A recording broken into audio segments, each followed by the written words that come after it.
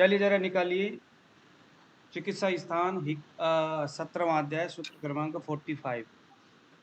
सूत्र देखिए जरा, यदा श्रोतांसि संरुध्य मारुतः कफपूर्वकः विश्व ब्रजति संरुद्धः तदा श्वासन करोति सः। अब ये एक ही, ये जो इन्हें हम संप्राप्ति बोलते हैं, विविध कारणों से। अब चरक ने हिक्का और श्वास दोनों एक ही अध्याय में रखा है, क्योंकि दोनों की जो संप्राप्ति है लगभग एक समान है। थोड़े से अलग है, लेकिन प्रारूप जो है वो लगभग एक है, इसीलिए दोनों टॉपिक को, कॉन्सेप्ट को, दोनों डिजीज को एक ही अध्याय में उन्होंने रखा। यदा श्रोतांसि संरुद्ध मारुतः, मारुत जो वायु है, श्रोतांसि संरुद्ध, हमारे स्रोतसों में, श्रोतांसि बहुवचन है, सिर्फ प्राणवायु की बात नहीं हो रही है, और भी जो ऊर्ध्व जत्रुगत हमारे जो स्थान है, उन सभी स्थानों में भी जहाँ प्राण और अन्नवह और उदक वह जो स्रोतस है, सिर्फ प्राण वह स्रोतस ही नहीं बल्कि स्रोतांसी, इसका मतलब है प्राण वह स्रोतस, अन्न वह स्रोतस और उदक वह स्रोतस। उदक वह स्रोतस इसीलिए क्योंकि हमारी जो अन्न नली है, जो रेस्पिरेटरी ट्रैक है, वहां पर कुछ तरल पदार्थ कंटिन्यूसली स्रावित होते रहते हैं ना, श्वास नलिकाओं में, और वह जो तरल पदार्थ जो हमारे श्वास नलिका में जो कंटिन्यूसली जो स्रावित होता है, जो निकलता है, हमारे गलत आहार विहार से। कौन सा आहार विहार? कफ प्रकोपक आहार विहार। कफ प्रकोपक आहार विहार से ये तीनों चीजें प्रकोपित हो जाते हैं। प्राणवायु, प्राणवह स्रोतस, अन्नवह स्रोतस और उदक वह। अन्नवह स्रोतस जहां से अन्न हमारे अन्न नलिकाओं से स्टमक तक पहुंचता है, और उदक वह स्रोतस जिन्हें हम आयुर्वेद में वपावहन भी कह सकते हैं। वपावह हालांकि समूचे शरीर की बात है, जहाँ पर पानी, तरल पदार्थ रूप में जो पानी है वो शरीर में बहता है, लेकिन यह जो श्वास रोग है बेसिकली कफ स्थान का रोग है। तो उदक वह हमारे कफ स्थान में जो उदक है, जो पानी है, उसकी बहने की जो रास्ते है, वहाँ पर प्राणवायु जिन रास्तों से होते हुए गुजरते हैं वो, और अन्न वह हमारा जो खाया हुआ अन्न जहाँ से होते हुए गुजरता है, इन तीनों ही रास्ते हमारे गलत खान पीन से प्रकोपित जब हो जाते हैं तो क्या हो जाता है? वायु मारुतः संरुध्य, जो मारुत यानी जो वायु है वो रुक जाता है, बंद हो जाता है ना। और बंद होकर के, वायु बंद हो गया, वायु बंद होकर के कहाँ जाएगा वो? फिर उसका प्रभाव कहाँ जाएगा? हमारे लंग्स में जाएगा। अन्नवह, उदकवह, प्राणवह स्रोतस में हमारे द्वारा किए गए गलत आहार विहार से वो अवरुद्ध हो जाएगा। तो वायु जो फुफ्फुस ऑक्सीजन का या प्राणवायु का स्थान जो है वो हृदय है, और फुफ्फुस यानी लंग्स भी है। कुछ आचार्य लंग्स, हालांकि ज्यादातर आचार्य हृदय को ही मानते हैं, और हालांकि उदक वह, उदक यानी पानी, लिक्विड। ये आप समझ लो कि जब हम सलाइवा नहीं बोलते, मुंह में जो पानी आता है, भोजन करते वक्त मुंह में पानी आता है ना, और वही पानी हमारे खाए हुए आहार को लपेट करके, गीला करके, चिकना करके नीचे की ओर लेके जाता है। ये उदक उसी के ही बारे में बताया जा रहा है। कभी कभी हम देखते हैं जब शरीर में या हमारे आमाशय में जब वायु का प्रभाव जब ज्यादा बन जाता है, तो उससे हमारा जो ये अन्नवह स्रोतस क्या हो जाता है? रुक्ष हो जाता है। रुक्ष होने के परिणाम से जो भी हम भोजन करते हैं, वह भोजन जैसे हम पहला ग्रास खाते हैं तो एकदम हिचकी आना शुरू होता है, भोजन अटक जाता है। कभी कभी तो नौबत ऐसे आ जाता है कि इंसान की मृत्यु तक हो जाती है। तो ये जो हमारे रेस्पिरेटरी ट्रैक या जिन्हें हम अन्न व स्रोतस कहते हैं, मुंह से हमारे स्टमक तक जो पाइप है, भोजन नलिका, उसके अंदर जो तरल पदार्थ जो है उसको आप उदक कह सकते हो, संस्कृत के शब्द है। तो ये जब अधिक मात्रा में बढ़ता है तो क्या होगा? प्राणवायु की गति कैसी है? हृदय से ऊपर से नीचे की ओर है ना, नाक से, मुंह से, नाक से जो है श्वास नीचे आता है, मुंह से जो कुछ भी हम भोजन करते हैं वो प्राणवायु ही बाहर के हमारे द्वारा खाए हुए, पिए हुए, चूसे हुए, दांत से तोड़ा हुआ, है ना, लेया, चूस्य, पेय आदि जो पदार्थ है वो कौन अंदर की ओर खींच के लेके जाता है? प्राणवायु। तो अगर भोजन अन्न नली से नीचे नहीं जा रहा है, इसका मतलब क्या है? उदक वह स्रोतस की कमी हो रही है, और इसका मूल कारण क्या है? वायु है। तो यहाँ आयुर्वेद बोलता है, यानी ये संप्राप्ति में बोला गया कि तमाम कारणों से कफ बढ़ जाता है हमारे इन तीन क्षेत्र में, प्राण वह स्रोतस, अन्न वह और उदक वह स्रोतस।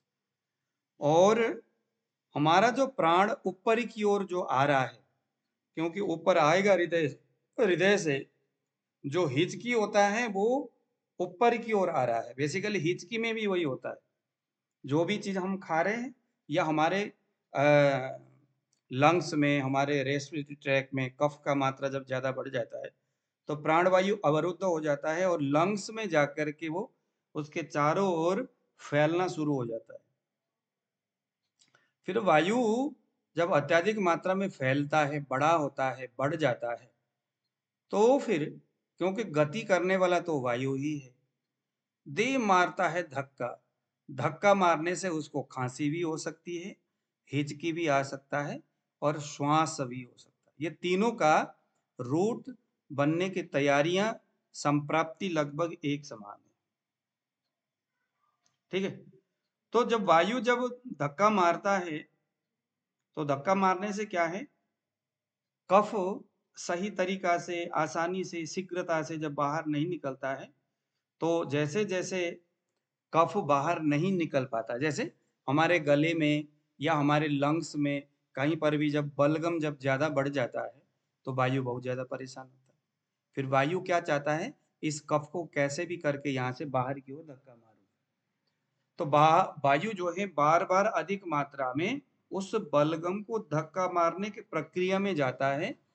उसी अवस्था में हमारा श्वास प्रश्वास कभी ज्यादा, कभी कम, कुछ कुछ अवस्थाओं में ज्यादा होता है, कुछ कुछ अवस्थाओं में कम श्वास प्रश्वास होता है। तो इसी अवस्था को हम श्वास कहते हैं। श्वास इज इक्वल टू अस्थमा। और जब वायु को लगता है कि यार ये जो कफ है बहुत ज्यादा लिक्विड फॉर्म में है, चलो इसको बाहर निकालते, जैसे ही वायु को अपने प्राण व स्रोतस में थोड़ा सा भी रास्ता मिलता है तो दे मारा धक्का, कफ को जैसे धक्का मारता है तो एक प्रकार का वायु जब वहां से खिसकते हुए ऊपर की ओर आता है, क्योंकि ऑक्सीजन लेने वाला स्थान तो नाक है, जब ऊपर की ओर आता है तब फिर उसको खांसी होना शुरू होता है।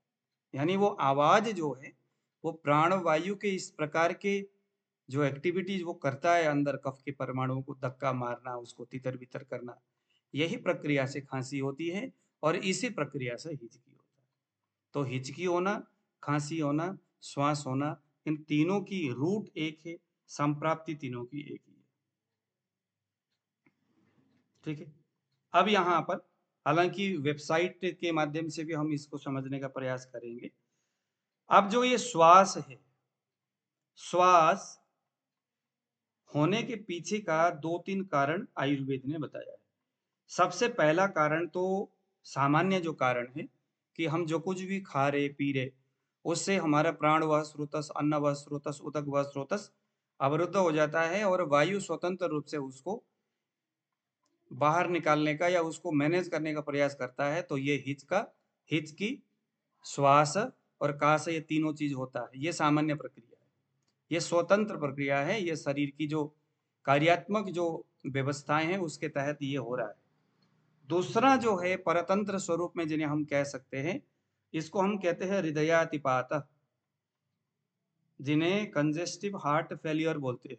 यानी हृदय की जो लप जप वाली जो प्रक्रिया में अगर कोई ऐसी व्यवधान आ जाता है, यानी हमारा हार्ट ही जो प्राण वायु का उद्गम स्थान है, निर्माण उसी जगह में होता है, जो आत्मा का निवास स्थान है। तो प्राणवायु जहाँ से निर्माण होता है, जहाँ से उसने तैयार होकर के आगे की ओर गति करना है, वही हृदय अगर कमजोर हो गया तो उसकी जो पाल्पिटेशन होना, उसकी जो लप जप की जो प्रक्रिया है, डिस्टोलिक सिस्टोलिक प्रेशर बनने की जो प्रक्रिया है हृदय का, उसकी कमी के वजह से, उसकी विकृति की वजह से भी श्वास हो सकता है। सिर्फ श्वास की बात है। श्वास होने में दूसरा जो कर्म है, जो कारण है, वह है रक्तपित्त, सॉरी, जो है वो रक्ताल्पता, जिन्हें हम पांडु बोलते हैं। कल परसों हम पांडु रोग पढ़ते हुए आए हैं ना, पांडु रोग।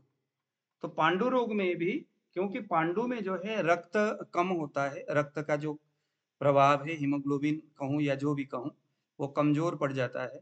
और रक्त का जो कार्यात्मक जो शक्ति उसकी कमी होने की वजह से, उसके घनत्व, उसकी जो मात्रा है वो कम होने की वजह से, क्वालिटी और क्वांटिटी की कमी जो है प्राण आपके पांडु नामक जो रोग है उसमें दिखता है। तो उसके वजह से स्वयं, क्योंकि अब रक्त को निर्माण करने वाला तो बेशक रंजक पित्त है, लेकिन उसको संचालन करने वाला कौन है? प्राणवायु है। हमारे समूचे शरीर में पोषक शक्ति को लेके जाने वाला कौन है? प्राणवायु ही है। जब पोषक शक्ति की कमी, मतलब प्राण जब रक्ताल्पता होगा, पांडु होगा, तो प्राणवायु की जो हीलिंग कैपेसिटी है वो कमजोर हो जाएगा, और कमजोर होने के परिणाम से भी उसको एस्थमा ये हो सकता है। तो एस्थमा होने में दो बातें देखा। दूसरे नंबर में डायबिटिक कोमा, जिन्हें हम कह सकते हैं, डायबिटीज है और उसके बाद उसको बाद में कोमा जैसी कंडीशन में अगर पेशेंट आ गया, तो वहां पर भी ये जो उदक वह स्रोतस जो है, उसी के अंतर्गत ये जो डायबिटीज है, और वह बाद में कोमा जैसी अवस्था में, यानी डायबिटीज के उस आत्विक अवस्था में भी अस्थमा जैसी स्थिति होती है। और चौथे नंबर में एपिडेमिक ड्रॉपसी जिन्हें हम बोलते हैं, जानापतिक शोथ, जैसे अभी कोरोना हुआ, ये क्या है? कोरोना एपिडेमिक कंडीशन है। तो कोरोना जैसे ये जो एपिडेमिक कंडीशन है, वहां पर भी प्राणवायु, जैसे तमाम जो शरीर के जो गति करने वाले जो वायु है, अब तमाम शरीर के जो रक्षात्मक WBC आदि जितने भी है, ये सभी उससे प्रभावित हो जाते हैं।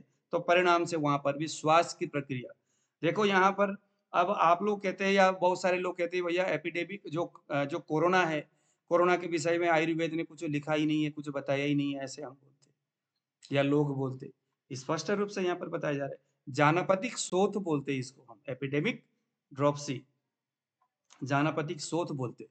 तो जानापतिक मतलब क्या है? समूचा जनपद में, समूचा देश में जिस किसी वायरस के वजह से वो प्रभावित हो चुका है। हमने जनपद ध्वंस नाम का चरक में एक अध्याय पढ़ते आ चुके हैं। जो लोग उस अध्याय को जिन्होंने नहीं पढ़ा है, वो जाकर के एक बार वहां देख लीजिएगा। जनपद ध्वंस, जहां पृथ्वी जल तेज वायु आकाश, ये जो पंच महाभूत अपने अपने स्वभाव से विकृत हो जाता है कोविड आने से पहले। अब लोग जो है कोविड को, कोई कहता है भैया चाइना ने ऐसा किया, कोई कहता है उसने किया, फलाना ने किया, ढिमकाना ने किया, नहीं। शास्त्र क्या बोलता है? ये जानापदिक ध्वंस है। तो यह जनपद में जो पृथ्वी जल तेज वायु आकाश, ये महाभूत और उससे उत्पन्न होने वाले जितने भी, जैसे वनस्पति ये पृथ्वी से हो गया, और आपके पानी जो है जल तत्व हो गया, पृथ्वी जो है वो पृथ्वी तत्व हो गया। तो इसमें जो क्षोभ उत्पन्न होता है, जो विकृति उत्पन्न होता है किन्हीं कारणों से, तो उसके परिणाम से क्या होगा? उसके परिणाम से कोविड जैसे भयानक विश्व संहारक इस तरह की स्थितियां वहां पैदा होता है, तो इसको हम एपिडेमिक कंडीशन बोलते हैं। तो वहां पर भी शास्त्र बोलता है कि श्वास जैसी अवस्थाएं होती है। तो देखो, कोविड के समय में लोगों को अस्थमा जैसी कंडीशन थी कि नहीं, लोगों को श्वास ही नहीं आ रहा था। तो ऐसे में हमें क्या चिकित्सा करना चाहिए? श्वास रोग की चिकित्सा करना चाहिए। ठीक है, श्वास रोग की चिकित्सा हमें यहाँ करना है। तो इस तरह से ये तीन प्रमुख जो बातें हैं यहाँ पर आचार्यों ने बताया है। अब यहाँ मोटी मोटी हम कुछ चीजें हैं जिसको हम यहाँ पढ़ करके फिर हम वेबसाइट की ओर जाएंगे, वहां से कुछ चीजें समझने का प्रयास करेंगे। देखिए जरा, संप्राप्ति का कुछ संक्षेप में कुछ विशिष्ट जानकारी हम यहाँ पर जुटाएंगे। जैसे अस्थमा है यानी श्वास रोग है, इसका आहार के विषय में विकृति करने वाली क्या क्या है? तो पहले नंबर में कहा इन्होंने विष्टम्भी पदार्थ। विष्टम्भी पदार्थ, विष्टम्भी में बहुत सारी चीजें आता है, दही हो गया, ऐसे सारी चीजें। तो विष्टम्भी पदार्थ, अगर किसी को अस्थमा है तो विष्टम्भी यानी दही उसके लिए सही नहीं है। ऐसे बहुत सारे विष्टम्भी पदार्थ है। विदाही जो जलन करता होगा, रुक्ष जो ड्राई क्वालिटी वाला होगा, गुरु जो हैवी होगा, अभिसंधिकर, अभिसंधिकर जो अभिसंधिकर जो पदार्थ है वह भी हमें नहीं लेना है। जैसे दही जो है वो भी अभिसंधिकर पदार्थ है। जलन करता होगा जो, हाँ जी बताइए, एक सेकंड। ना गुरुजी, एक तो ये विदाही हो गया और एक दाह कारक हो गया, क्या इनमें कोई अंतर है? क्या? एक तो दाह कारक हो गया विदाही, और विदाही क्या बोल? एक तो विदाही शब्द आता है इसमें, और एक होता है जो दाह कारक है। दाह कारक, दाह दाह कारक कहना और विदाही, विदाही कहना लगभग एक ही बात है। विदाही विशिष्ट दाह इजिकल टू विदाही, प्रॉपर आप कहीं ये, कहीं तो दाह लिखा है, कहीं विदाह लिखा है। नहीं नहीं, देखो दाह कहना और विदाह कहना एक ही। विशिष्ट विदाह इजिकल टू विदाही। दाह कहना जो जलन करता है, इसका अर्थ मेरे समझ में एक ही है, मतलब व्याकरण के हिसाब से। विदाही का मतलब है विशिष्ट, विशिष्ट दाह इजिकल टू विदाह, मेरे समझ में ये। तो विदाह का मतलब भी दाह ही करना है। विदाही का मतलब भी दाह ही है, जो जलन करता होगा या जो जलन करने वाले इस तरह के उष्ण क्वालिटी वाले जो पदार्थ है वो सारे विदाही है। तो क्या दाह, तो क्या तो क्या विदाही वाले को ऐसा समझे कि किसी विशेष स्थान पे दाह पैदा करने वाला? विदाही का मतलब संपूर्ण शरीर में या पूरे शरीर में फैल करके जो जलन करता होगा वो विदाही। ठीक। दाह का मतलब किसी एक जगह में जलन हुआ, और विदाही का मतलब पूरे, क्योंकि विशेष जहां पर उपसर्ग लग गया ना, जहां उपसर्ग लग जाता है वहां पर समझ लो उस विषय को कुछ खास मतलब जोर दे करके उसकी चर्चाएं की जा रही है, यूं समझ। रुक्ष ड्राई, गुरु अभिसंधिकर, जलज आनुपमांस, ये विशेष जो अस्थमा वालों के लिए उपयोग करने योग्य नहीं है, है ना। जलज जो पानी में तैरने वाले जितने भी जो जानवर है उसके खाते हैं लोग, जैसे मछली वगैरह अस्थमा वालों को नहीं देना चाहिए। आनुप, जो आनुप का मतलब हो गया पहाड़ों में या उस तरह के, जैसे सुअर हो गया, बकरी हो गया, सारे आनुपीय मांस है। तो ये भी जिसको अस्थमा है उसका इसकी सेवन नहीं करना चाहिए, ये इसकी है। बिहार में देखो, आहार तो ये बात हो गई। अब बिहार में क्या क्या है? तो बिहार में पहले नंबर में है धूल धुआं। अस्थमा जो है धूल से, जैसे जनपद जिस शहर में आप हो वहां पर धूल मिट्टी ज्यादा है। जैसे हिंदुस्तान में धूल मिट्टी बहुत ज्यादा होता है। बहुत सारे ऐसे पेशेंट कहते हैं सर हिंदुस्तान में आते ही अस्थमा शुरू होता है, जैसे हम विदेश में जाते हैं तो फिर ये स्थिति ठीक नहीं होती। इसका मतलब धूल से उसको एलर्जी है। बेसिकली अस्थमा को एलोपैथ में तो एलर्जी ही के करके उनको बताया जाता है कि एलर्जी किससे एलर्जी है, धूल से है या धुआं से है। अब ये बिहार जन्य जो बातें हैं या आहार और बिहार, इसको एलर्जी के ही स्वरूप में आप इसको जान सकते हो। जैसे अभी मैंने कहा विष्टम्भी, मान लीजिए दही, तो जिसको दही खाने से अस्थमा बढ़ता है, समझ लो दही से उसको एलर्जी है। इस शास्त्र को हम इस तरह से समझेंगे। जिसको धूल से एलर्जी है उसको धूल के साथ पास जाते ही अस्थमा होगा। जिसको धुआं से एलर्जी है उसको धुआं के पास जाते ही एलर्जी होगी, यानी अस्थमा होगा। शीत स्थान सेवन, इसका मतलब होता है ठंडे पानी में रह करके, ठंडे जगह में रह करके, या कुछ ठंडी पदार्थों का सेवन करने से भी किसी किसी को एलर्जी होता है। किसी को आइसक्रीम से, कोल्ड ड्रिंक से एलर्जी होता है। किसी ठंडे एरिया में रह करके भी उस एरिया के परिणाम से भी किसी को एलर्जी होता है। बड़ी की बात है शरीर में। सर ये अपनी वेबसाइट में सर्च क्या किया है, अस्थमा जिसकी बात अस्थमा, कर रहे हैं? मैं अभी आपको दिखा दूंगा कैसे सच होगा, ठीक है। शीत स्थान सेवन। दूसरे नंबर में आ गया व्यायाम। अब देखो यहाँ पर अस्थमा है और व्यायाम है। अब ये किसी ने कल्पना किया है क्या? लेकिन शास्त्रकार बोलते हैं भैया व्यायाम भी श्वास का एक हेतु है। तो मान लीजिए कि आपने सब कुछ देखा, दवाइयां दे रहे हो, फिर भी चीज ठीक नहीं हो रहा। एक चीज मैं आपको बताता हूँ, कोई भी समस्या अगर किसी का ठीक नहीं हो रहा है तो वहां हमसे सबसे बड़ी गलती क्या हो रही है, हम उसके हेतु को नहीं टटोल रहे। जैसे मैंने आपको सबसे पहले एक एग्जांपल दिया था, हमारे जो गुरुजी थे उनके पास एक एपिलेप्सी का केस आया। पता नहीं आप लोगों को पता है कि नहीं, मैं हमेशा बताता रहता हूँ क्योंकि वो चीज़ें ऐसी उसने मेरे दिमाग को खोल दिया कि यार ये कितनी खतरनाक चीज़ है। और ये तो वो आदमी को दवाई दिया, दवाई देने से भी उसको एपिलेप्सी ठीक नहीं हुआ। दवाई लिया, मतलब उसको कभी कभी होता था, 2 महीने में, 3 महीने में, 4 महीने में, 1 महीने में। एपिलेप्सी होने का भी कोई उसको टाइम होता नहीं था, मतलब फिक्स टाइम नहीं था। फिर कम से कम भी 6-7 महीने तक गुरुजी ने दवाई दिया, उसका एपिलेप्सी ठीक होता ही नहीं है। दवाई का कोई लेना देना नहीं है, कोई असर ही नहीं हो रहा। फिर गुरुजी ने कहा कि यार ऐसे तो हो नहीं सकता, तेरे दोस्त के हिसाब से सभी चीज़ें मैंने देखा है और दवाई मैं तेरे को दे रहा हूँ। फिर गुरुजी ने कहा कि तू कुछ दिन तक मेरे यहाँ पे आके बैठ जा। आके बैठा, क्योंकि वो शहर मतलब वही था। अब उसके आसपास में उसके चाचा ताऊ का लड़का भी गुरुजी के मतलब उधर ही था, कोई उसके रिश्तेदार। तो एक दिन वो बंदा, दवाई पानी अच्छा चल रहा है, 9-10 दिन के बाद वो अपने रिश्तेदार के पास गया और रात में उसने कुछ, उसके जो है जैसे कोई पार्टी जैसा कुछ था। तो गुरुजी ने कहा था कि भाई लिक्विड ये जो है आपको दारू चिकन विकन कुछ नहीं खाना है। तो ये चला गया वहाँ पर पार्टी में।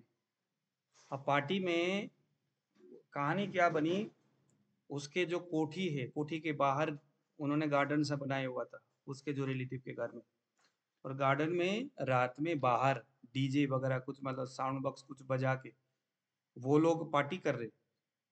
ये ऐसे बैठा हुआ है, चाय पी रहा है, कुछ कर रहा है, इसको जो बताया गया वही खा रहा है। इसने न तो दारू पिया, न चिकन खाया, न कुछ खाया, कुछ नहीं खाया, बस ये चाय ही पीता रहा। इसको जो बताया गया था वही कर, तो ये अपने हिसाब से परफेक्ट रहा। अब रात भर वो नाचते गाते रहे, मस्ती करते रहे। अब ये भी जवान लड़का करता रहा, कम से कम भी 2 बज गया। उसके बाद सब कुछ आ गए, मतलब सारे लोग अपने अपने घर चले गए। ये गुरुजी के घर में आया रात के 2 बजे, या हो सकता है उधर ही कहीं सो गया। दूसरे दिन रात को इसको दौरा आ गया। जब दौरा आया तो गुरुजी ने कहा कि फिर दौरा आ गया। अब गुरुजी ने कहा कि भाई आप कल कहाँ गए थे, क्या कुछ किया? तो उसने सारी चीज बताया कि ऐसी ऐसी बातें, हम वहाँ गए थे, लेकिन गुरुजी मैंने दारू वारू कुछ नहीं पिया। फिर वो सारी कहानी जब देखा गया तो ये बंदा जो है बाहर रात के 2-3 बजे तक बैठा रहा। मौसम जो होता जो है, कम से कम भी लगा लो नवंबर दिसंबर का टाइम था। और बाहर जैसे बैठा तो बाहर ठंडी शीत उसके सिर में गिर रहा था, ठंडी लग रही थी उसके सिर में। लोग मस्ती कर रहे उनकी, लेकिन इसके शरीर में वो एपिलेप्सी क्रिएट करने वाली जो चीजें हैं इसके तैयार हो रहा था।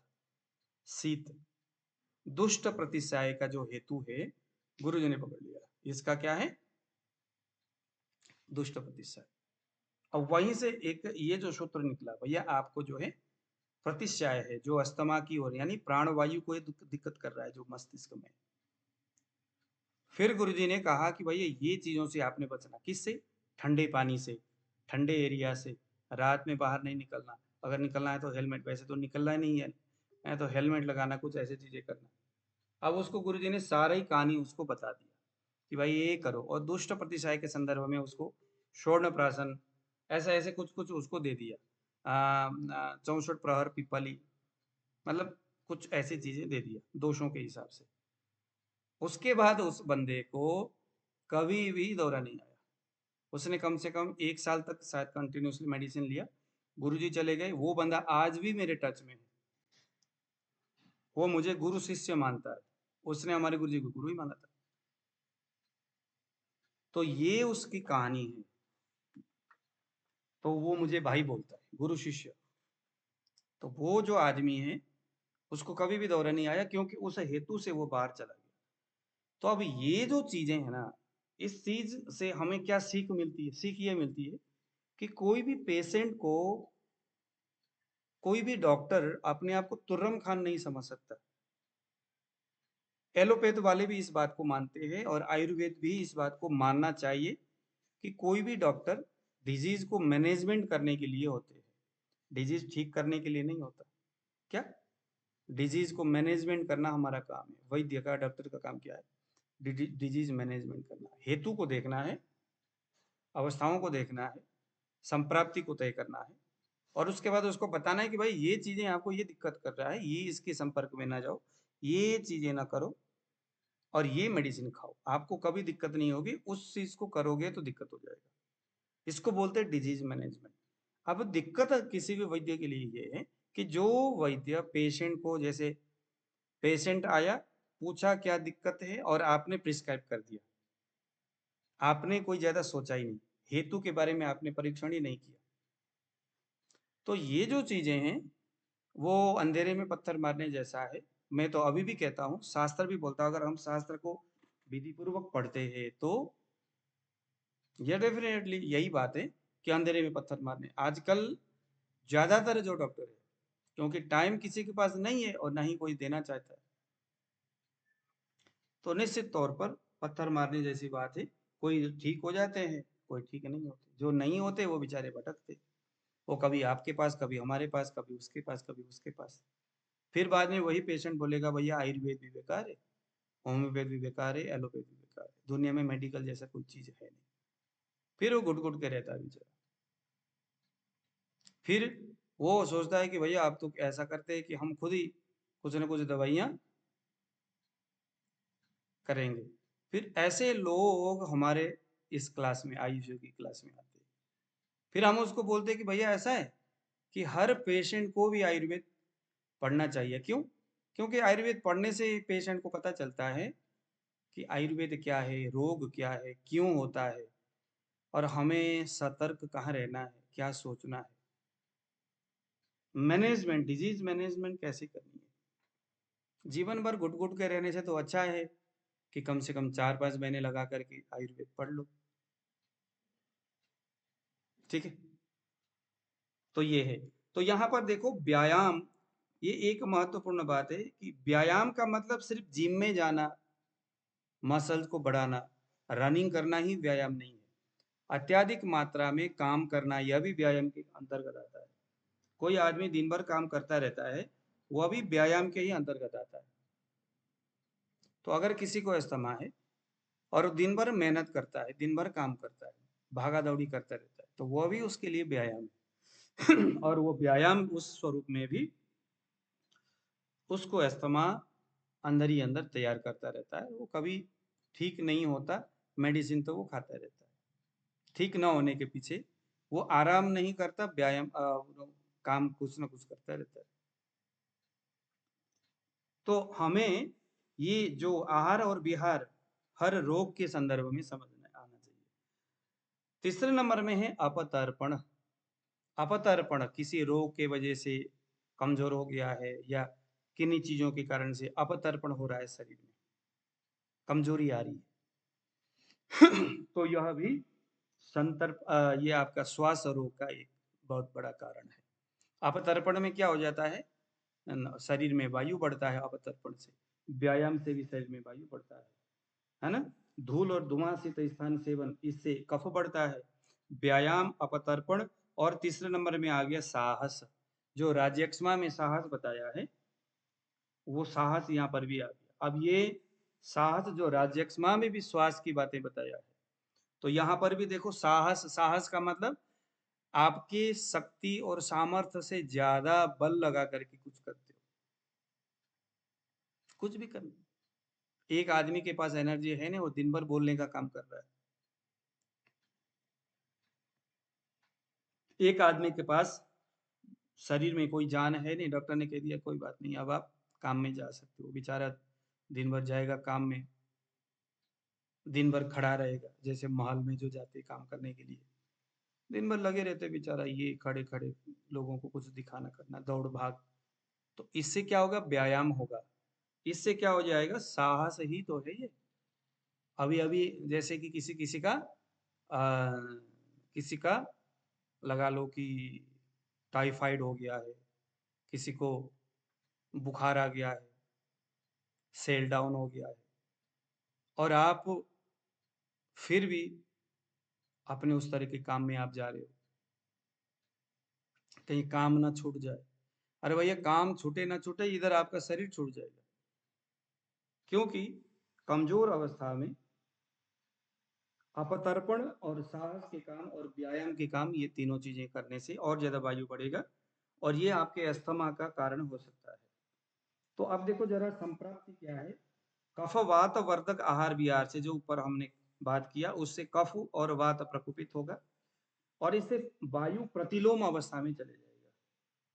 प्रतिलोम यानी कि वायु का ऊपर की ओर जाना, अनुलोम यानी कि वायु का नीचे। वो जो वायु जो है ना, वो नीचे की ओर गति करता है ना, ऊपर से नीचे। प्राणवायु नाक और मुंह से श्वास को खींचता है, और नीचे की ओर मल द्वार से मल और मूत्र आदियों को बाहर निकाल करके उस वायु का एक चक्र खत्म होता है। मतलब ऊपर से नीचे की ओर गति करने वाला है वायु। लेकिन वही वायु इन कारणों से नीचे की ओर न जाकर के वायु ऊपरी की ओर चलना शुरू करता है ना। तो प्रतिलोम गति से वायु ऊपर की ओर आता है, परिणाम से उसको श्वास ये रोग होता है, यानी अस्थमा। तो यहाँ पर दोष प्रधानतः क्या क्या आ गया? वात और कफ। पित्त भी होता है लेकिन बहुत कम। तो अस्थमा का जो रोग है वो वात और कफ दोष से प्रभावित होते ज्यादातर। जो हमने आहार विहार कहा है संप्राप्ति का, वो भी कफ और वात के ऊपर कर रहा है। दूसरा जो है प्राणवह, अन्नवह, उदकवह है। अधिष्ठान, अधिष्ठान का मतलब, अबे कुछ दिन पहले बलबीर जी ने एक कोई आर्टिकल उन्होंने भेजा था, और वो आर्टिकल अभ्यास करने के लिए सबसे अच्छा है। अभ्यास करने के लिए किसी पेशेंट का या उसका एज, बाकी चीजें, आहार विहार, संप्राप्ति, दोष, दूष्य, अधिष्ठान, इसको नोट करते हुए अगर हम किसी नतीजे तक पहुंचते और वहां से दवाई अगर हम टटोलते हैं, निश्चित तौर पर उस रोगी को हम ठीक कर सकते हैं। तो इसका अधिष्ठान क्या है? प्राणवह, उदक, उदान वह स्रोतस और उदक वह। तो ऐसे मेडिसिन होनी चाहिए जो प्राणवह स्रोतस, जो हृदय लंग्स के ऊपर विशेष काम करता होगा, और उदान वह स्रोतस, प्राण वह स्रोतस, ये वायु के संदर्भ में स्रोतस, और उसके साथ साथ स्रोतस के संदर्भ में अधिष्ठान की अगर हम बात करते हैं तो प्राण वह, उदान वह है। अदरवाइज जो स्रोतस है वो क्या क्या हो सकता है इसमें? अन्न वह स्रोतस हो गया, उदक वह स्रोतस हो गया, यह भी अधिष्ठान के संदर्भ में हो सकता है। ठीक है, अब हम जाएंगे वेबसाइट की ओर। मैं आपको स्क्रीन शेयर करता हूं।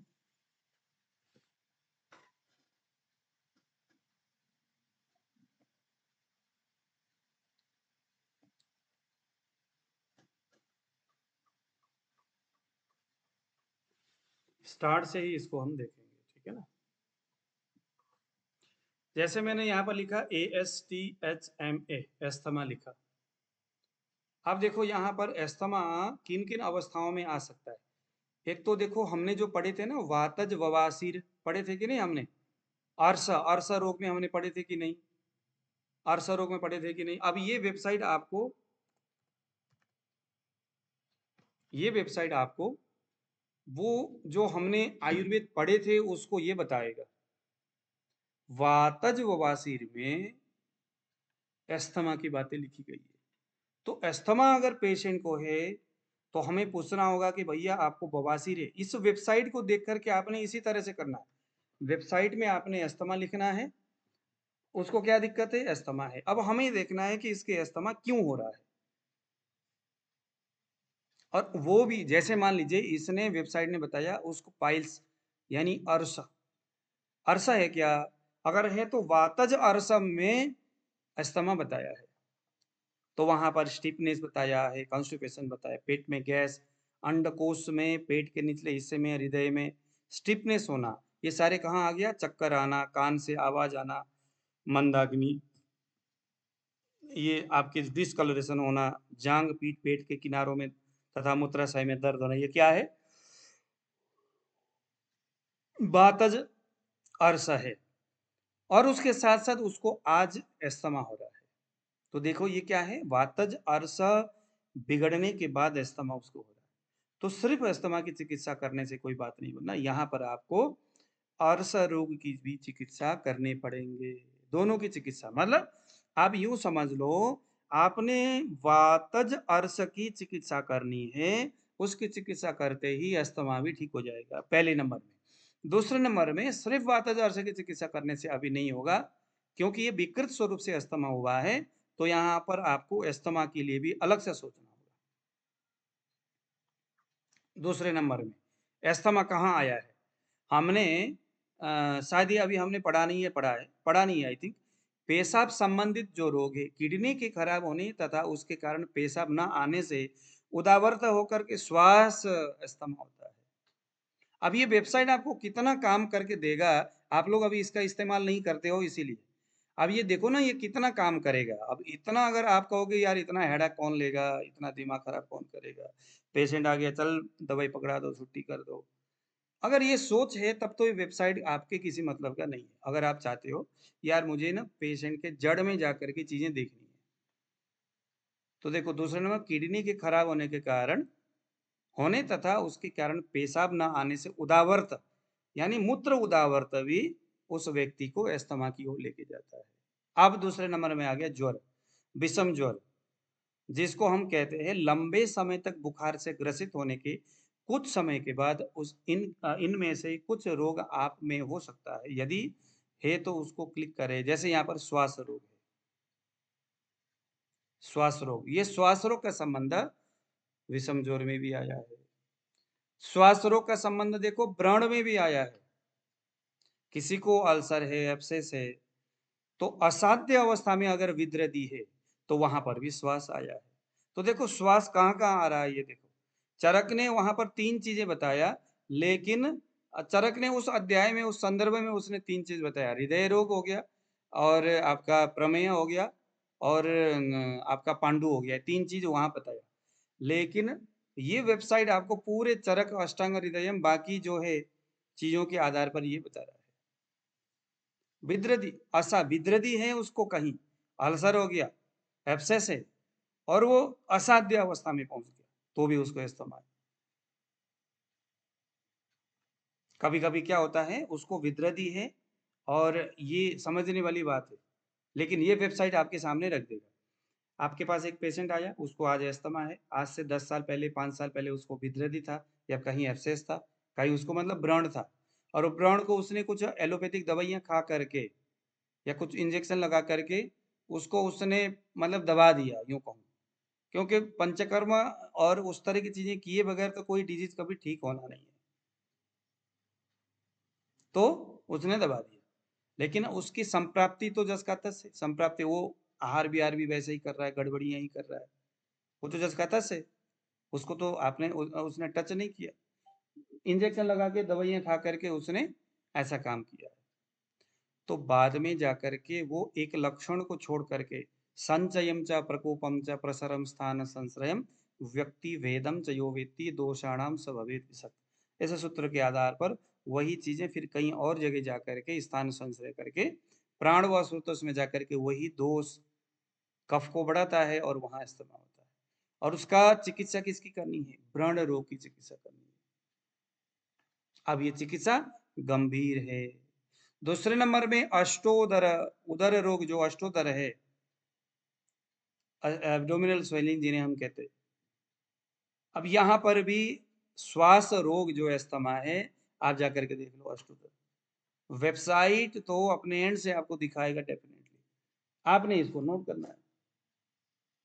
दूसरे नंबर में आ गया उदावर्त, जैसे अभी हमने कहा मूत्र का और मल का, मल उदावर्त भी, मल और मूत्र दोनों के जो उदावर्त है वो अस्थमा को करता है। तीसरे नंबर में आ गया अस्थमा यानी प्रतिस्याय, जो प्रतिस्याय जो साइनस है, श्वास चढ़ना, यह प्रतिस्याय में भी आता है। अब हृदय रोग तो अभी हमने देखा ही, हृदय रोग तो अस्थमा का सबसे बड़ा महान कारण है।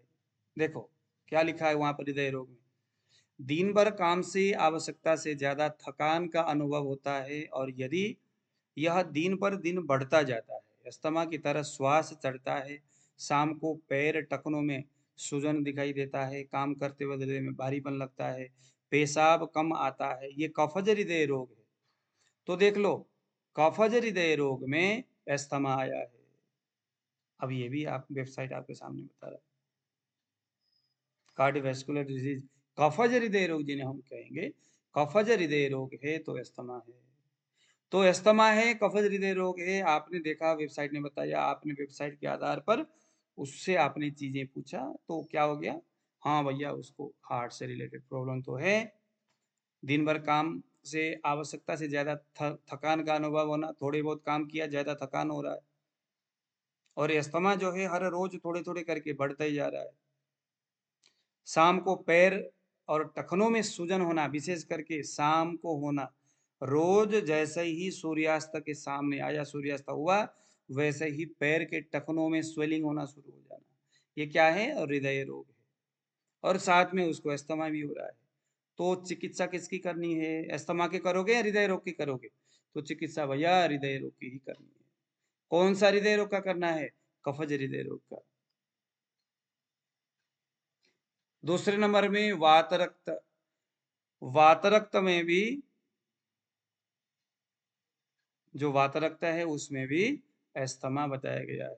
वात रक्त में भी उदानावृत अपान, प्राणावृत उदान, अपानावृत प्राण, आना है अगर दमा हो, अगर मतलब कि कॉन्स्टिपेशन हो, बहुत सीवियर कॉन्स्टिपेशन हो, तो भी अस्थमा होता है। कोष्ठगत वात,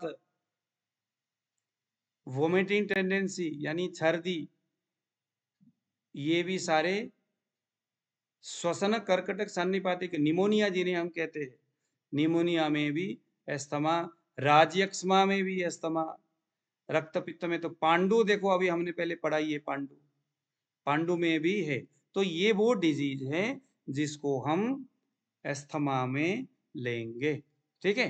तो अब इसमें अगर आपको लगता है कि यार इसको पहले हृदय रोग था, या इसको मूत्र उदावर्त है, मूत्र कृच्छा है, मूत्र प्रॉपर आता नहीं है, रुक करके आता है, ऐसा कुछ है और साथ में अस्थमा है, आपने क्या करना है? इस पॉइंट में क्लिक करना है। अगर उसको फीवर है, विषम ज्वर है, तो इसमें क्लिक करना है। अभी हम कहाँ जाएंगे? अगर उसको व्रण है तो यहाँ क्लिक करके अंदर जाना है। हृदय रोग की वजह से हो रहा है, यहाँ क्लिक करना है। जहां क्लिक करोगे उस रोग से संबंध जो अस्थमा है, ये वेबसाइट आपको उसकी चिकित्सा बताएगा। तो अभी हमें सीखना है, क्लास है, तो श्वास रोग में हम अभी क्लिक करेंगे। सर्च बार में क्लिक किया, यहाँ हमने देखा तो हेतु, हमने हेतु हम पहले पढ़ते, धूल और धुआं, ये अभी हमने पढ़ ही लिया सारा। वमन विरेचन अधिक मात्रा में करना भी अस्थमा का कारक है। शरीर में ड्राइनेस बढ़ने वाली एक्टिविटीज करना भी अस्थमा का कारक है। शरीर के मर्म स्थानों में चोट लगना, अत्यधिक उपवास करना, कोल्ड एंड ड्राई दोनों को एक साथ अत्यधिक प्रयोग करना, आजकल ड्राई क्या बोलते हैं इसको, कोल्ड कॉफी, क्या बोलते हैं उसको, कोल्ड कॉफी समथिंग, इसकी बहुत ज्यादा प्रचलन चल रहा है, तो यह भी अस्थमा का बहुत बड़ा कारण है। ज्यादातर ज्यादा मात्रा में ड्राई फूड सेवन करना, रुक्ष आहार अभी हमने पहले पढ़ा था, अत्यधिक पैदल यात्रा करना, कॉन्स्टिपेशन के कारण पेट फूलना, अति व्यायाम, या अति शारीरिक संबंध के बाद अति ठंडा पानी पीना, ये भी है। अब यहाँ पर ये जो मैंने लिखा है ना, वो तो वहां पर हमने चरक को पढ़ा।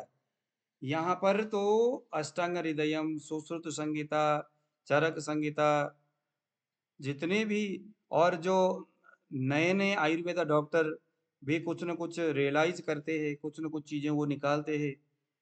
कुछ आर्टिकल छपा हुआ रहता है, उसके ऊपर किसी ने पीएचडी किया हुआ रहता है, अलग अलग डिजीज में करते हैं, अलग अलग यूनिवर्सिटी में उसके काम होता है।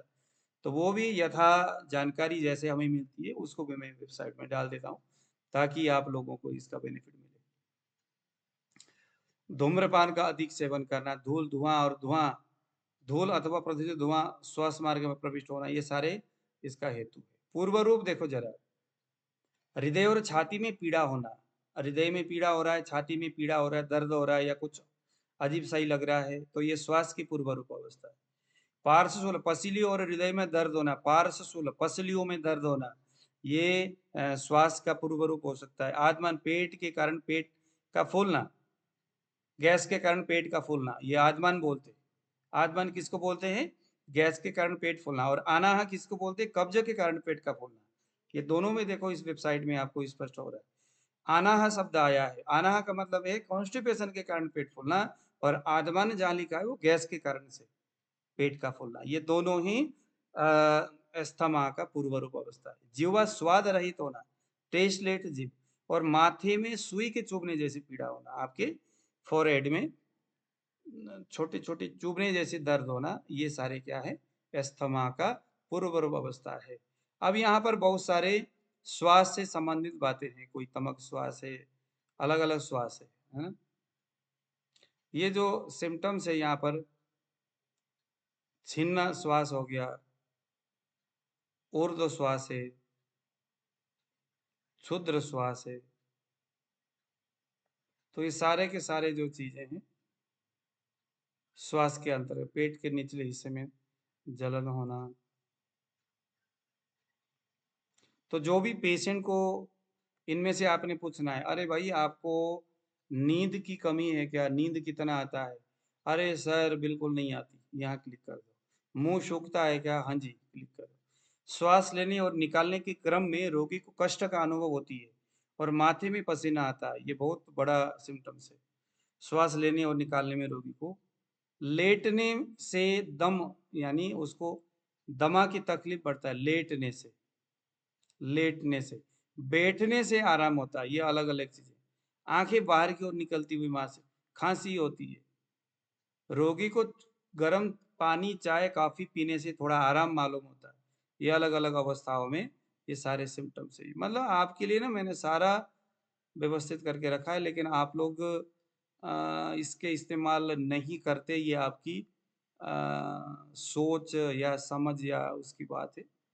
मेरा काम है आप लोगों को चीजें एकदम प्रॉपर तरीका से समझाना। देखो तमक श्वास हो गया, इसिनोफिल बढ़ जाता है तमक श्वास, चेतना शक्ति बोलते वक्त। अब ये तो बहुत कंडीशन वैसी हो गई कि कुछ कुछ एलोपैथिक पॉइंट ऑफ व्यू से भी कुछ कुछ उसकी बातें हैं, तो वो भी मैंने यहाँ पर डाल दिया। ठीक है, ये सारी चीज। अब हम यहाँ नेक्स्ट में क्लिक करेंगे। आप लोगों को अगर नहीं दिख रहा है तो इसको थोड़ा जूम कर लेना। ब्रोंकियल अस्थमा, तो इसको हम क्या बोलते हैं? रेस्पिरेटरी ट्रैक इन्फेक्शन ऐसा हो गया है, ऐसा भी हम कहते हैं।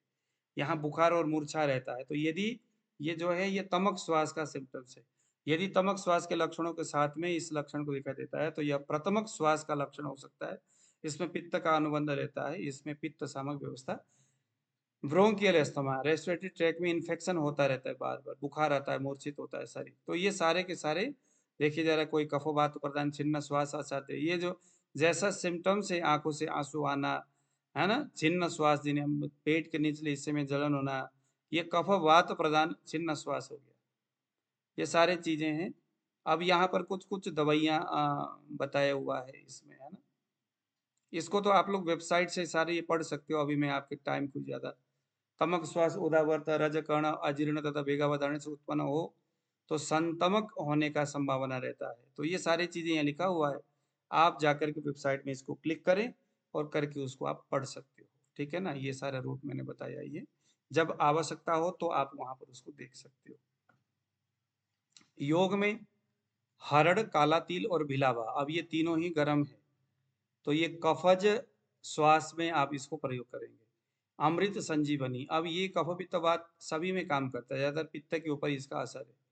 तो जहां पर आपको जो मैंने कहा था ना बहुमूत्र, यानी कि यूरिन रेस्पिरेटरी आपका retention of urine, urine proper तरीके से नहीं आ रहा है, यूरिन में मतलब उससे रिलेटेड कोई व्यवधान हो रहा है, या उसको जो हमने कहा था डायबिटीज, तो वहां पर भी, या जो हमने कहा था रक्त पित्त, तो यहाँ बहुत सारी चीजों में उसको क्षय हो गया है ना, क्षय हो गया है।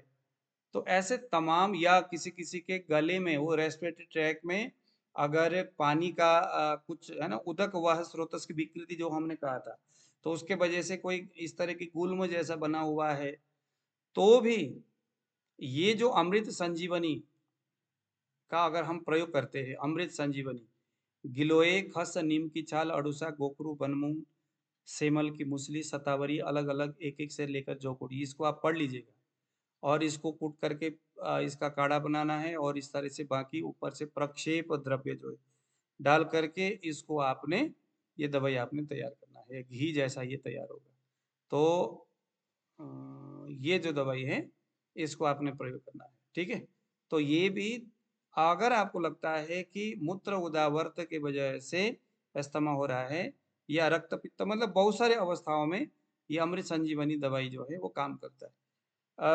ये अमृत संजीवनी, तो मुझे लगता है कि हम हर पेशेंट में इसका पित्तज अवस्था में हम इसका प्रयोग कर सकते। मैंने एपिलेप्सी के ऊपर प्रयोग किया था, तो इसका रिजल्ट बहुत अच्छा है। एपिलेप्सी में भी देखो ये टच करता है, देखो कहाँ कहाँ, बहुमूत्र, बद्धमूत्र, बहुमूत्र ज्यादा मूत्र आना, बद्धमूत्र यूरिन पूरी तरह से बंद हो गया है और पेट फूल रहा है, यूरिन आ ही नहीं रहा है, तब भी मूत्र कृच, यूरिन बिल्कुल भी बनना ही बंद हो गया, तो देखो ये किडनी के ऊपर कितना काम करता है, और मूत्र और सुतस में कितना अच्छा काम करता है।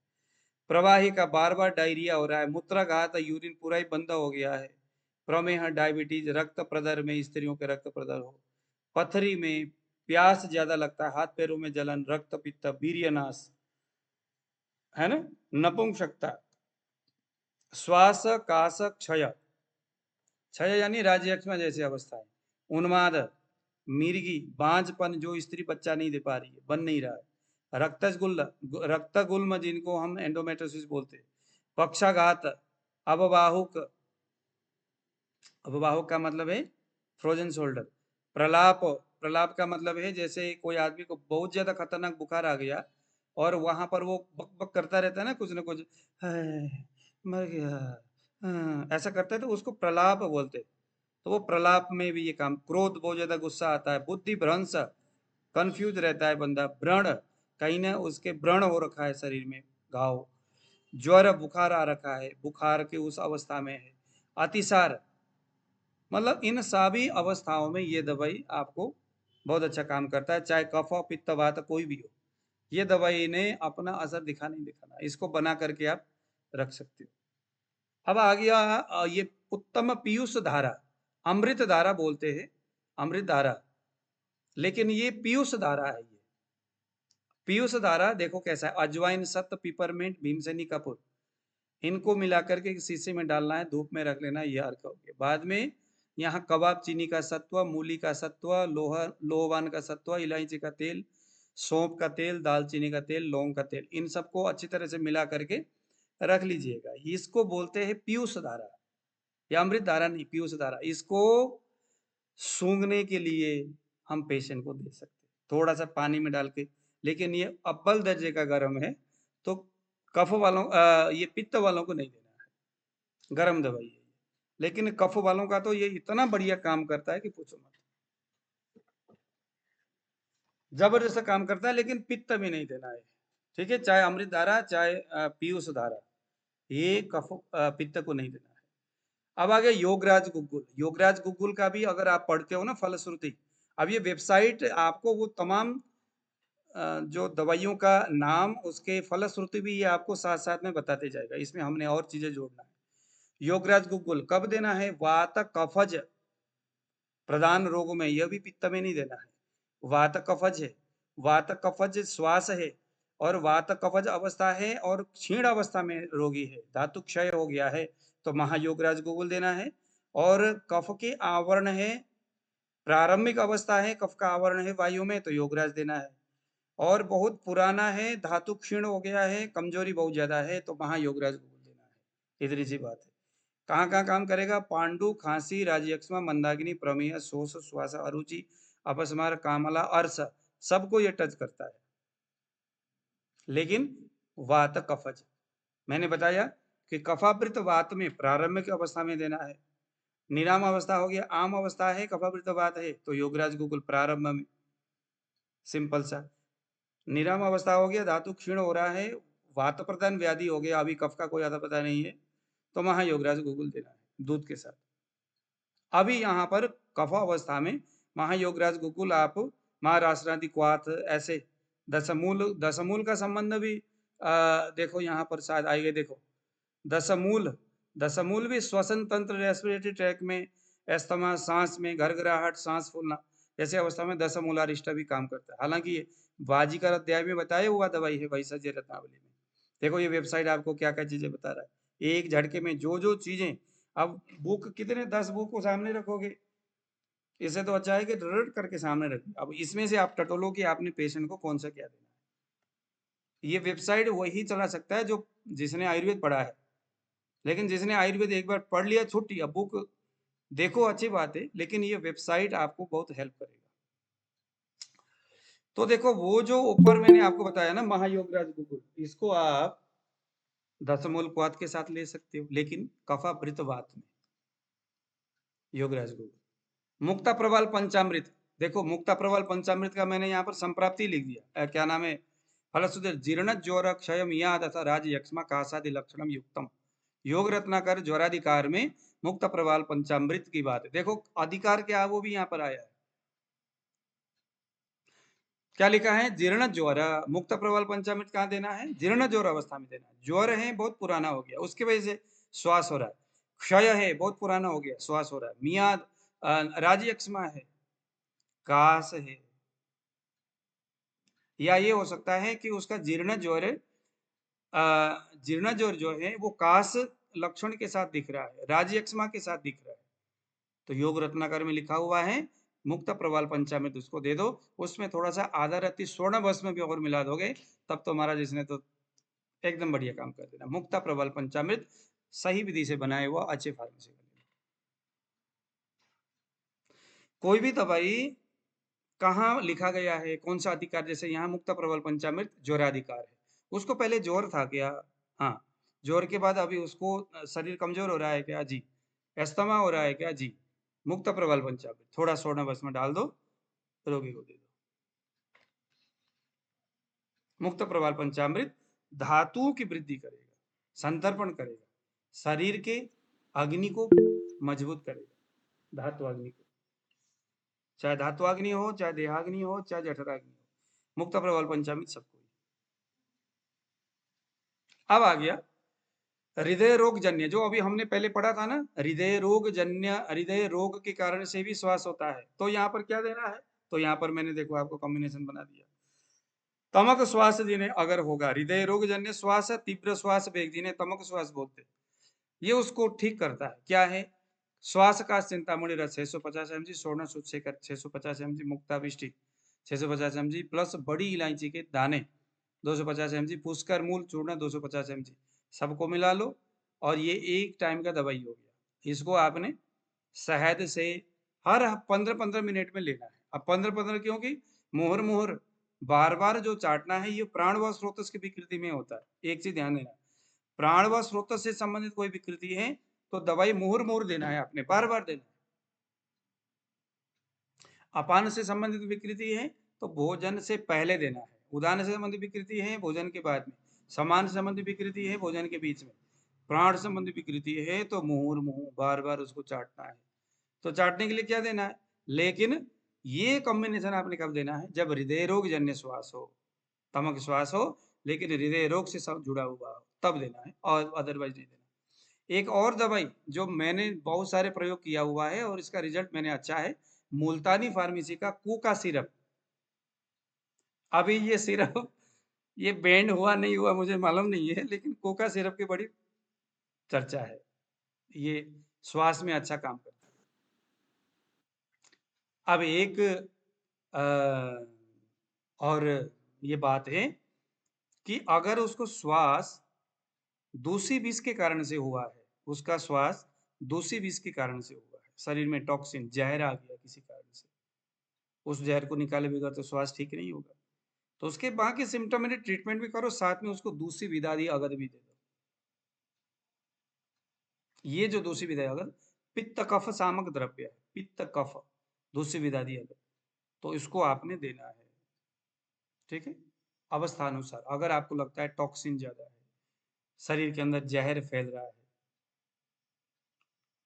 एक और दवाई है श्वसन रेस्पिरेटरी ट्रैक के लिए बहुत अच्छा है, अमृतारिष्ट। अब ये भोजन के बाद दिए जाने वाले अमृतारिष्ट कहाँ काम करेगा? ज्वराधिकार। अब देखो ये दवाई, ये फार्मूला, ये ग्रंथ में देखो, अमृतारिष्ट क्या है?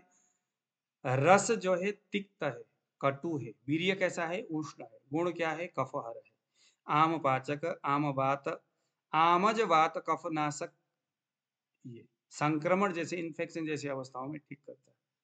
मलेरिया, टाइफाइड, आंतरिक ज्वर, वायरल फीवर है, और साथ में उसको अस्थमा भी है। तो अमृतारिष्ट।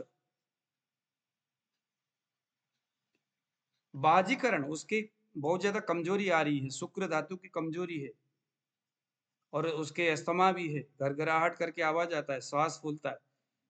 तो दशमूलारिष्ट वात कफहर है, कषाय रस है, सूती का ज्वर में ये बहुत अच्छा काम करता है, शुक्र वर्धक है, वैसज्य रत्नावली के दशमूलारिष्ट, धातु क्षय नाशक है, अपाने श्रेष्ठ, अपान वायु के कर्म को करता है, शरीर में थकावट दुर्बलता को ठीक करता है, कष्टार्तव में बहुत अच्छा काम करता है। किसी के आर्तव यानी पीरियड के टाइम में बहुत ज्यादा दर्द होती है पीरियड्स में, तो दशमूलारिष्ट, दशमूलारिष्ट कष्टार्तव हो तो लोद्रासव अशोकारिष्ट के साथ कष्टार्तव में देना है, और उसके साथ साथ अस्थमा हो तो ये गर्भस्राव अगर हो उसको सूल, गर्भस्राव और सूल है तो देना है। कफज में कफज इन्फेक्शन पूय शुक्र जिन्हें हम कहते हैं, तो यहाँ त्रिफला के साथ इसको देना है, दशमूलारिष्ट। अब एक और दवाई आ गया जहाँ श्वास की बात हो और वहां कनकासव की चर्चा ना हो, ये हो सकता है क्या? तो सहस्त्र योग नाम का एक बुक है जिसने तिक्त कटु रस बताया है कनकासव को। क्या? तिक्त कटु, उष्ण वीर्य है, रुक्ष है, कफहर है, कफ को पतला करने वाला है कनकासव। तो ब्रेंकियल अस्थमा, कफयुक्त खांसी, अस्थमा, सीओपीडी और विषहर है ये। कनकासव क्या है? विषहर है, विष को नाश करता है। तो ये कनकासव कहाँ देना है? अब रेंडमली किसी को भी नहीं देना कनकासव। ये भैया बहुत रूखा है, बहुत गर्म है, कटु रस है, तिक्त है, कफज है, कफ बहुत ज्यादा गाढ़ा हो गया, छाती में कफ जमा हुआ है, कफ निकल नहीं रहा है, गाढ़ा होके बैठा हुआ है, उसको पतला करना है, तब कनकासव देना है। वेबसाइट ने आपको बता दिया। अब आप देखो कि कैसा कंडीशन में पेशेंट है और क्या करना है। हाँ जी, गुरुजी कनकासव जो है ना, ये ब्रोंकोस को डायलेट भी करता है। हाँ हाँ हाँ, करता ही है। देखो ना, रस के बारे में, डायलेशन करता है, तिक्त रस, तिक्त और डायलेट। कटु रस है। तो आप देखिए जरा, कुछ ग्रंथोक्त कुछ फार्मूला है यहाँ पर। हेमाप्र रस सिंधुरम ऐसा करके एक दवाई है, हेम गर्भ रस 1 भाग, अभ्रक भस्म 1 भाग, रस सिंदूर 1 भाग, 500 mg का ये एक मात्रा हो गया। मुहुर मुँह थोड़ा थोड़ा करके इसको चाटना है। किसके साथ? तुलसी का रस में शहद डालो और ये पुड़िया उसमें मिला लो, थोड़ा थोड़ा थोड़ा थोड़ा करके दिन भर चाटते रहो। कौन से श्वास में देना है? महाश्वास और ऊर्ध्वश्वास में। छिन्न श्वास में ईसत कफ, छिन्न श्वास जो है ये कफज अवस्था है, ईसत कफ यानी थोड़ा सा कफ की प्रवृत्ति है उसमें। तो श्लेष्मांतक मिश्रण, अभ्रक भस्म 1 भाग, रस सिंदूर 2 भाग, शंख भस्म 3 भाग, मौक्तिक भस्म आधा भाग, चोरक जो है चौथा भाग, त्रिफला 3 भाग, त्रिफला 3 भाग। गुरुजी कपूर, कचूर है क्या? नर कचूर? हाँ हाँ, नर कचूर, कचोरक नर कचूर है। तो इसमें वासारस से भावना देना है 1 बार। ठीक है, भावना दे करके ये एक भाग हो गया। अब ये एक भाग श्लेष्मांतक मिश्रण, ये एक हो गया। ये जो श्लेष्मांतक रस बनाना है, श्लेष्मांतक रस कैसे बनेगा? तो अबरक भस्म रस सिंदूर शंख भस्म, ये वासा रस से इसको एक भावना देना है, तो ये श्लेष्मांतक रस बन गया। इसको आपने अलग डिब्बे में रखना है। अब दूसरे भाग में, दूसरे डिब्बे में नाग गुटी बनाना है। नाग गुटी कैसे बनेगा? लौंग एक भाग और जाति फल एक भाग, जाति पत्रिका एक भाग, विष जो है एक भाग, मरीच एक भाग, पिपली मूल एक भाग, कस्तूरी चौथाई भाग, कुमकुम चौथाई भाग। इसको अदरक के रस से एक भावना देना है। ये नाग गुटी आपका बन गया। दूसरे डिब्बे में लिखो नाग गुटी। अब आपने एक भाग श्लेष्मांतक रस, एक भाग नाग गुटी और एक भाग सूत शिखर, इसको डाल करके आपने क्या करना है, इसकी मात्रा लेना है 250 से 500 mg तक। मधु शहद में मिला करके मोहर मोहर मोहर मोहर इसको चाटते रहो। छीन श्वास, थोड़ा सा कफ अगर बढ़ा हुआ है तो ये दवाई, मैंने आज तक बनाया नहीं है इसको, कहीं एक फार्मूला मुझे बहुत अच्छा लगा तो मैंने इसको डाल दिया। आप इसको बनाना चाहे तो बना सकते हैं। ये जो नाग गुटी है, इसमें चलो ठीक है, लवंग भी समझ में आ गया, जाति फल जायफल भी है, जाति पत्री, ये जावित्री है। ये विषम क्या है इसमें? अतिशय क्या है ये विषम? हाँ, ये विषम का मतलब वो है, क्या नाम है, विष बोलते हैं ना, विष। इसको बोलते हैं विषा तो नहीं, अतीश बोलते हैं अतीस। जिसे। अतीस अतीस, हाँ, अतीस में अभी नेपाल से लेके आया हूँ। अतीस है ये, जी। ठीक है। ये विषम इजिकल टू अतीस। अब आगे तमक श्वास ईसत कफ। तमक श्वास में क्या देना है? श्रृंगादि क्वाथ हो गया। श्रृंगादि क्वाथ देखो, कर्कट श्रृंगी गुरुचि यष्टि मधु चित्रक बिड़ंगा, ये सारा क्वाथ बना लो, है ना। सुबह सुबह मुहुर्मुहु मधु के साथ लेना है इसको, श्रृंगादि क्वाथ बाजार में मिलता ही है वैसे। तमक श्वास जैसी अवस्था में श्रृंगादि क्वाथ लेना है। मल्ल नाग मिश्रण, मल्ल सिंदूर नाग गुटिका अबरक भस्म श्रृंग भस्म 1-1 ग्राम, ये भी मुहुर्मुहु मधु से 1 से लेके 2 ग्राम तक। मल्ल नाग मिश्रण, ये देखो ना, इसके कॉम्बिनेशन देखो कितना बढ़िया, किसी एक बुक से मुझे मिला तो मैंने इसको डाल दिया होगा। मल्ल सिंदूर 1 भाग, नाग गुटी 1 भाग। नाग गुटी कौन सा? यही जो ऊपर मैंने बताया। अबरक भस्म 1 भाग, श्रृंग भस्म, मतलब ये किससे से काम करेगा? श्वास में भी करेगा, काश में भी करेगा, हिचकी में भी करेगा, सब में काम करेगा ये।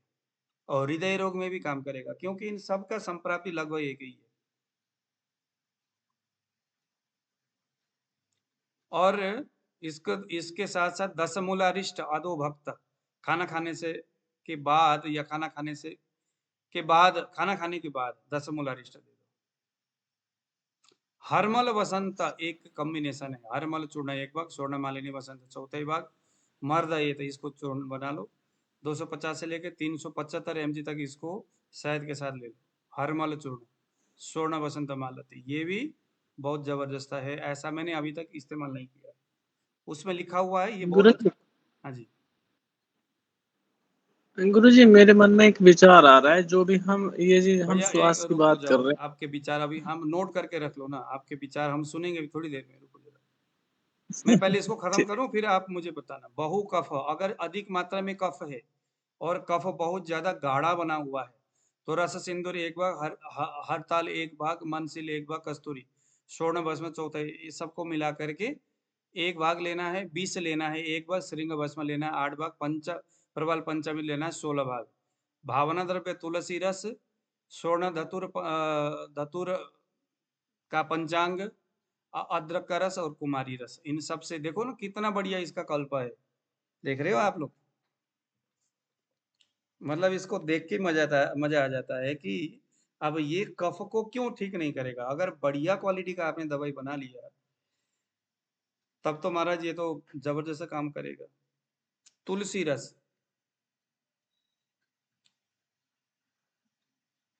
तो इसको कब देना है? प्रातः काल देना है, क्योंकि प्रातः काल वो कफ का समय है। कफज श्वास है, कफज काश है, कफज हिक्की है, हिचका है। प्रातः काल वो कफ का समय है। और दूसरे नंबर में स्वप्न काल, स्वप्न काल भी कफ का टाइम है। स्वप्न काल, रात में सोने से पहले नींद आने वाला है, थोड़ा सा मुंह में डालो, चाट लो, खत्म।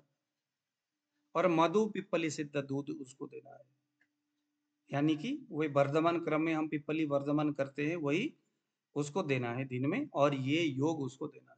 डेफिनेटली ये काम करता है, कफ को पिघलाता है, बाहर निकालता है, सुखाता है, प्राणवायु को हीलिंग करता है, रेस्पिरेटरी ट्रैक को ठीक करता है, एकदम रिपेयर करता है। श्वास कुठार मिश्रण, ये एक, अब इसको आप ना वेबसाइट से इसको आप देख लीजिएगा, ये बहुत लंबा चौड़ा हिसाब किताब है। अब ये यहाँ पर ये सारा चीजें आने के बाद चिकित्सा सूत्र, अब ये यहाँ पर शास्त्र की बातें भी देखो। आमाशय समुद्भव होने से लंघन दीपन पाचन देना है। श्वास रोग की चिकित्सा बताया जा रहा है। श्वास रोग कैसा है? आमाशय उद्भव है, तो लंघन दीपन पाचन की बड़ी इसमें महत्व है चिकित्सा करने के लिए। अगर आप पंचकर्म कर रहे हो तो ये नीचे बताया गया। स्नेहन किससे करना? वासाकृत त्रिफलाकृत से। अधिष्ठान ओरा फुफ्फुस, उदक व स्रोतस उद्गम स्थल प्लस कफ स्थान। तो यहाँ पर बमन और स्वेदन आपको मैंने यहाँ पर सारी वो भी लिख करके सजा के रख दिया कि मतलब आपके दिमाग में कोई डाउट ना हो कि ये क्यों करे, बमन क्यों करे। इसीलिए करे क्योंकि भैया कफ स्थान है, अधिष्ठान कफ स्थान है, ओरा फुफ्फुस। दूसरे नंबर व्यक्ति जो है ना, व्यक्ति स्थान क्या है? कफ स्थान फुफ्फुस। अभ्यंग लवण तेल स्वेदन बमन उष्ण द्रव, ये कफ स्थान फुफ्फुस के लिए यानी लंग्स के लिए। स्रोतस क्या है? प्राणवाह। तो स्रोत शुद्धि लीन होने पर धूम देना है। और अन्नवाह लघु, अन्नवाह के लिए लंघन लघु भोजन करना है, यानी लंघन करने लघु भोजन करने से अन्नवाह स्रोतस ठीक होता है। धूम देने से जो है प्राणवाह स्रोतस ठीक होता है। स्रोत शुद्धि होगा, लीन होने पर धूम देना है। दोष दृष्टि से प्राण कफ वातग्न उष्ण वातानुलोमन, ये प्राणवाह दोष क्या है? प्राणवाह स्रोतस दृष्टि हो रहा है, तो कफ वातग्न चिकित्सा करना है, तो उष्ण और वातानुलोमन। क्योंकि उदावरता ही तो यहाँ पर श्वास क्यों हो रहा है? क्योंकि प्रतिलोमन हो रहा है वायु। तो करना क्या है? हमें अनुलोमन करना है, तो अनुलोमन करने वाले कुछ दवाई देना होगा। और उष्ण, क्योंकि उष्ण जो है वात कफ दोनों के लिए काम करता है। तो दोष दृष्टि से ये बात बन गई। क्लेदक के लिए क्लेदक कफ, क्योंकि क्लेदक कफ भी वहां पर उदक वह स्रोतस, तो वमन कफ वातक, वमन करने से क्लेदक कफ जो है शरीर का वो ठीक होता है। व्यान वायु, क्योंकि श्वास है तो उसमें कहीं ना कहीं व्यान का भी व्यवस्था होगा। तो स्निग्ध स्वेदन और विश्राम, ये देखो व्यान वायु के लिए काम करता है। आपको मजा आ रहा है कि नहीं आ रहा है? क्योंकि व्यान वायु भी श्वास के लिए एक, क्योंकि व्यान वायु भी तो गति करने वाला है। तो स्निग्ध द्रव्य से स्वेदन कराना है, स्निग्ध अभ्यंग करना है, स्वेदन कराना है और विश्राम देना है व्यान के लिए। उदान के लिए, उदानो बमन तो है ही, लेकिन ब्रह्मण शक्तिवर्धन रसायन से उदान वायु ठीक होता है। दुष्य दृष्टि से लंघन लघु भोजन, दोष दोष दुष्य जो है क्या क्या है? हमारा जो है रस धातु हो गया, रक्त धातु हो गया, ये दुष्य हो गए इसके। तो लंघन और लघु भोजन, इससे रस धातु में काम होता है। आम रसगत होने से, अगर आम है और रस धातुगत हो गया तो पाचन देना है। अग्निमांद्य होने से जठराग्नि में दीपन देना है। यह स्रोत रोष प्रधान व्याधि है, अतः स्रोत शुद्धि का विशेष महत्व है। तो ये सारा का सारा चिकित्सा की बातें हैं, यहाँ पर नीचे इसको आप पढ़ते रहिएगा। देखो सारा यहाँ पर आपने चिकित्सा सूत्र, कैसे कैसे किस किस डॉक्टर ने क्या क्या दवाई बताया है, क्या क्या किस किस ने क्या बताया, क्या देने से किसको हानि हुआ। देखो किसी भी प्रकार के अस्थमा के लिए एक योग है, सोमासब, दशमूलासब, द्राक्षासब, अपमार्ग क्षार, तालिसादी चूर्ण, इन सब को मिलाओ। इन सबको अच्छी तरह से मिलाकर रखे, रोगी को दिन में 4 बार एक एक चम्मच दे। 7 दिन के बाद कंडीशन को देखकर दिन में 2 या 3 बार दे सकते, ये बहुत अच्छा है। बच और हल्दी के पाउडर को हुक्का में डाल करके धूमपान करा दो। तो अभी हमने जो प्राण वायु के लिए धूमपान बताया था ना, तो वो धूमपान बच और हल्दी से ही काम हो गया। तो देखो जरा, तमक श्वास के श्रृंग आदि कषाय, यहाँ पर कांट श्रृंगी हो गया, गुडुचि मधुयष्टि चित्रक बिडंगा, ये सारी चीजें यहाँ पर हो गया। कर्कट श्रृंगी,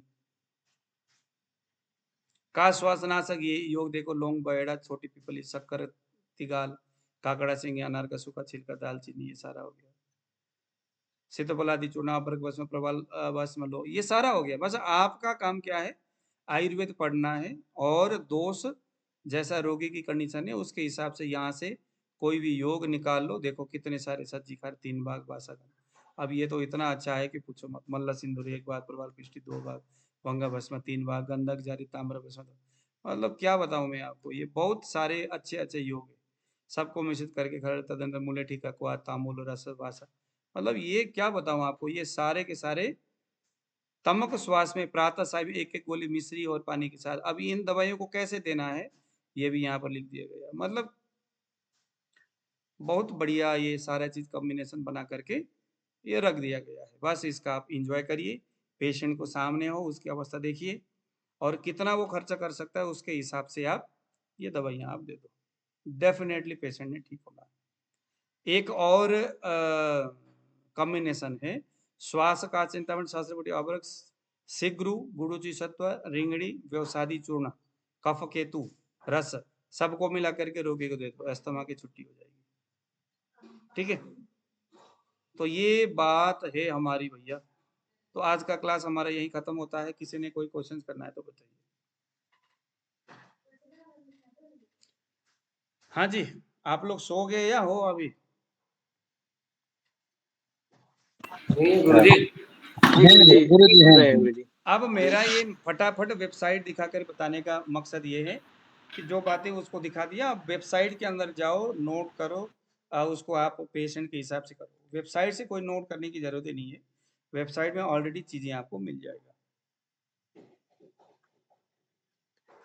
किसी का कोई क्वेश्चन है तो बताइए।